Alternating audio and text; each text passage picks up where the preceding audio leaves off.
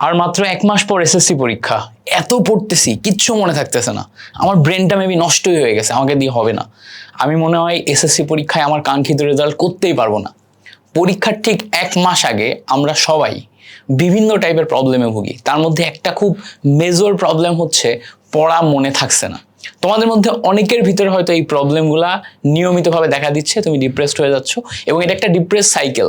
তুমি একবার যদি এই সাইকেলের মধ্যে পড়ে যাও তাহলে বারবার তোমার মন বারবার এই কথাটা বলতে থাকবে যে আমাকে দিয়ে হবে না, আমাকে দিয়ে হবে না। আর এই নেগেটিভ থটসের কারণে তুমি চেষ্টা করাই বন্ধ করে দিবা, যে মনেই যখন থাকতেছে না তখন এত চেষ্টা করে কি হবে। বাট বিলিভ মি, তুমি যদি জাস্ট এই ভিডিওটা দেখো, তুমি যদি বোঝার চেষ্টা করো আসলে তোমার ব্রেন কিভাবে কাজ করে, তাহলে তুমি বুঝতে পারবা যে ফাইনালি পরীক্ষার হলে যে তোমার ঠিকই মনে থাকবে। তোমার মতো বয়সে যখন আমি এসএসসি পরীক্ষার জন্য প্রিপারেশন নিছি, তোমাদের পরে যে যখন এইচএসসির জন্য প্রিপারেশন নিছি, অ্যাডমিশনের জন্য প্রিপারেশন নিছি, প্রত্যেকটা স্টেজে যে আমিও সেম প্রবলেম ফেস করছি, কিন্তু প্রত্যেকবার পরীক্ষার হলে যে ঠিক যখন প্রশ্ন আমি ফেস করছি তখন ঠিকই মনে পড়ছে। এর কারণ কি? এর কারণ হচ্ছে আমরা যখন একটা পড়া বোঝার চেষ্টা করি, তারপরে ওই পড়াটা বারবার মুখস্থ করার চেষ্টা করি, মনে রাখার চেষ্টা করি, তখন আমরা আমাদের ব্রেনকে আসলে ট্রেন করি। আমরা আমাদের ব্রেনকে বারবার ট্রেন করে করে শার্প করার চেষ্টা করি। আমরা কিন্তু ওইটাকে আমাদের ব্রেনে একদম দীর্ঘস্থায়ী করার চেষ্টা করি না যে সব সময় শুধু ওইটাই মনে থাকবে। যদি আমরা সব সময় শুধু ওইটাই মনে রাখি, তাহলে আমাদের ব্রেন যে ন্যাচারাল প্রসেসে কাজ করে, আমরা সারাদিনের দৈনন্দিন কাজ ন্যাচারাল প্রসেসে কখনোই করতে পারবো না। খেয়াল করে দেখবা, তুমি যখন রাস্তা দিয়ে হেঁটে যাও তখন কোন একটা কিছু যদি তোমার সামনে আসে, হুট করে এটা দেখার সাথে সাথে ওই রিলেটেড থটস তোমার মাথার ভিতরে আসে। তারপর তুমি আরেকটু আগিয়ে গেছো, আরেকটু আগে যা অন্য একটা কিছু দেখছো, সাথে সাথে ওই রিলেটেড থটস তোমার মাথায় আসছে। আমি যখন তোমার সাথে কথা বলতেছি তখন হয়তো আমাকে দেখে কোনো একটা কিছুর সাথে তুমি মিলাচ্ছ, ওই রিলেটেড থটস তোমার মাথার মধ্যে আসছে, চিন্তা তোমার মাথার মধ্যে আসছে। ঘটনা যেটা ঘটে, আমাদের ব্রেন রিফ্লেক্সে কাজ করে। অর্থাৎ তুমি যদি কোনো একটা পরিস্থিতির সম্মুখীন হও, তাহলে ওই পরিস্থিতি অনুযায়ী তোমার ব্রেন ঠিক যেভাবে ট্রেন করা, ওই রিলেটেড ইনফরমেশন ভিতর থেকে আসা শুরু করে। তো তুমি এখন যে পড়াশোনাগুলো করতেছো, এই পড়াশোনাগুলো তোমার ব্রেনকে ট্রেন করতেছে।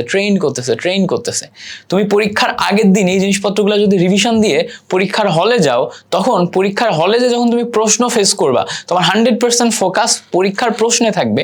তখন তুমি প্রিভিয়াস যত কিছু ট্রেন করছো ওই সব কিছু অটোমেটিক মনে আসা শুরু হবে। কিছু কিছু ক্ষেত্রে 60% মনে আসবে, কিছু কিছু ক্ষেত্রে 70% মনে আসবে, কিছু কিছু ক্ষেত্রে 100% মনে আসবে। কত বেশি মনে করতে পারবা তার উপর ডিপেন্ড করে পরীক্ষার হলে তুমি অ্যাকুরেসি তত বাড়াইতে পারবা। এখন কোন ফ্যাক্টর ডিফাইন করে পরীক্ষার হলে তোমার অ্যাকুরেসি কত ভালো হবে, কত বেশি মনে করতে পারবা? এটা হচ্ছে প্র্যাকটিস। একটা জিনিস তুমি মাল্টিপল টাইম প্র্যাকটিস করো, 3 বার 4 বার 10 বার 15 বার, যত বেশি সম্ভব প্র্যাকটিস করো। প্র্যাকটিস করে এবার ওটাকে ছেড়ে দাও, ওটাকে ভুলে যাও, ওটা নিয়ে মাতামাতি করো না যে আমার সবসময় এটা মনে রাখা লাগবে। না, তুমি 1000টা টপিক পড়বা তোমার এসএসসি লেভেলে, এই 1000টা টপিকই তোমার মনে রাখার দরকার নেই, এই 1000টা টপিকই তোমার মনে রাখতে হবে না। এর মধ্য থেকে শুধুমাত্র সবচেয়ে গুরুত্বপূর্ণ এবং যেগুলো তোমার মনে থাকতেছে না ওগুলো বেশি বেশি প্র্যাকটিস করো, বাকি নর্মাল প্র্যাকটিস করে আগায় যাও। পরীক্ষার হলে ঠিকই যেগুলো লাগবে সেগুলো তুমি মনে করতে পারবা। ভয় পেও না, মনে থাকছে না এটা কমন প্রবলেম। আরও একটা জিনিস, যে মনে থাকছে না এটা নিয়ে তুমি ভয় পাইছো, that means you are aware, তুমি সচেতন এবং তুমি এইটার কারণে ট্র্যাকে আসো। যারা এই মনে থাকছে না এই ইস্যুটা নিয়ে চিন্তাই করতেছে না, তার মানে তারা ওভার কনফিডেন্ট অথবা তারা পড়াশোনা নিয়ে সিনসিয়ারই না।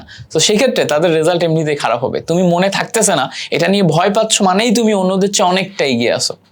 আশা করি এই ভিডিওটা তুমি আসলেই বোঝার চেষ্টা করবা এবং তোমার 10 জন ফ্রেন্ডকে একটু শেয়ার করে জানাই দিও, যারা আমাদের এই চ্যানেল এবং পেজের নতুন, তারা যেন স্টাডি রিলেটেড প্রবলেমগুলোতে আমাদের হেল্প পায়।